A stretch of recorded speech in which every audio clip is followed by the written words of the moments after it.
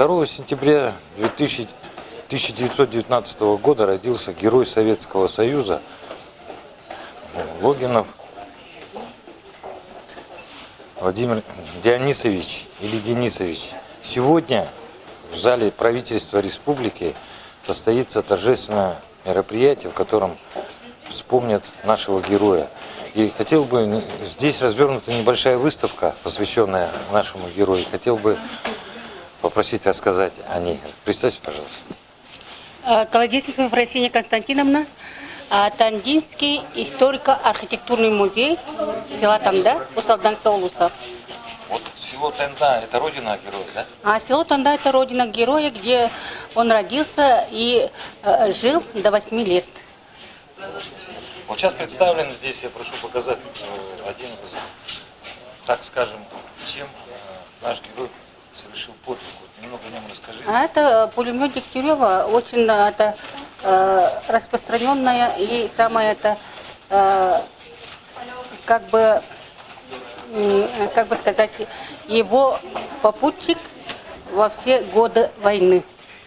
Его как бы это, он с этим пулеметом на сооруженном плавсредстве переплыл Днепр и создал на другом берегу плацдарм и дал возможность переправиться своим товарищам. Это было в 43-м году? Это в 43-м году, в сентябре месяце. Не в сентябре месяце. В сентябре месяце на Днепре, да? На Днепре. И хотелось бы сказать, что еще, какие документы здесь у вас представлены? Да тут подлинная грамота Героя Советского Союза. Вот обратите внимание, тут написана фамилия, сперва было написано Логинов Владимир Дионисович, а затем вот прибавили букву Н, Лонгинов. То есть фамилия настоящая? Лонгинов. Лонгинов. Но это как бы тут очень такая интересная история. Их настоящая фамилия Логинов, но по настоянию святого Иннокентия Вениаминова, архиепископа Якутского, вот когда его прадед служил на Камчатке, он присвоил ему сан священника и сказал изменить фамилию на более звучную, на Лонгинов, с буквой Н. Лонгинов. Это случилось 14 января 1943 года. Вот здесь даже представлены большой род Лонгинов теперь, да? Лонгинова очень большая семья была. 10 детей в семье, считая приемных. И сестры после войны долго искали своих братьев Алексея, Владимира и сводного брата Капитонова.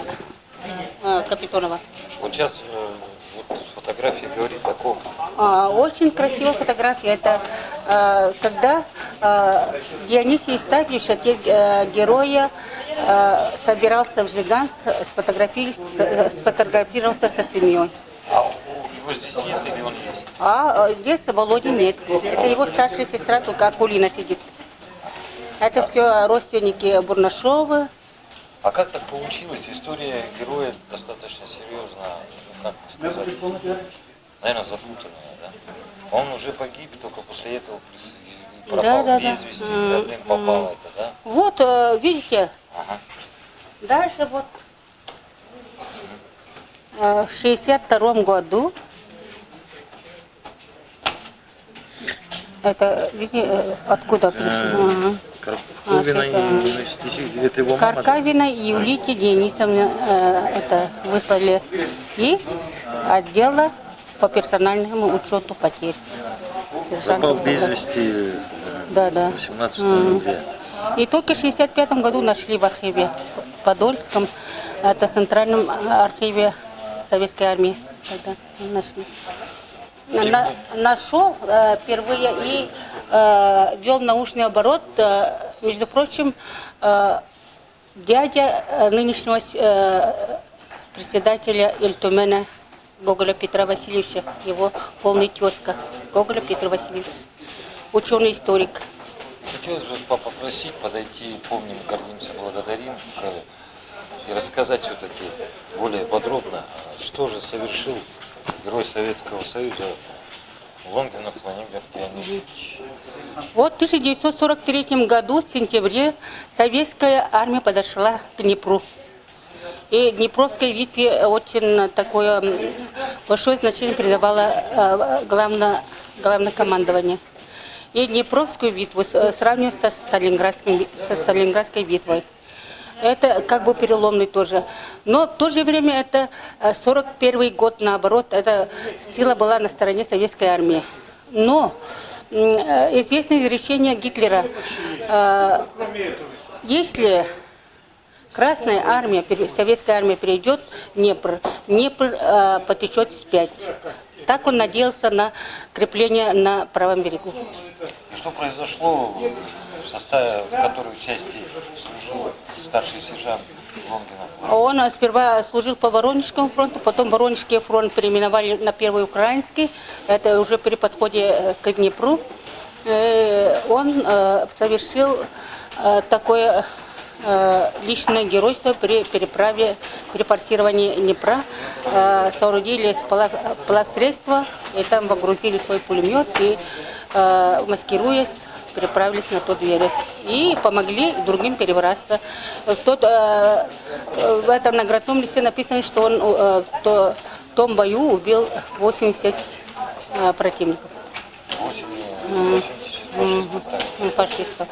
И удержал переправу. Да. Ну и через месяц практически, в ноябре, да? В ноябре он пал смертью храбрых. Дорогие друзья, сейчас начнется торжественное мероприятие. Мы его тоже вам покажем.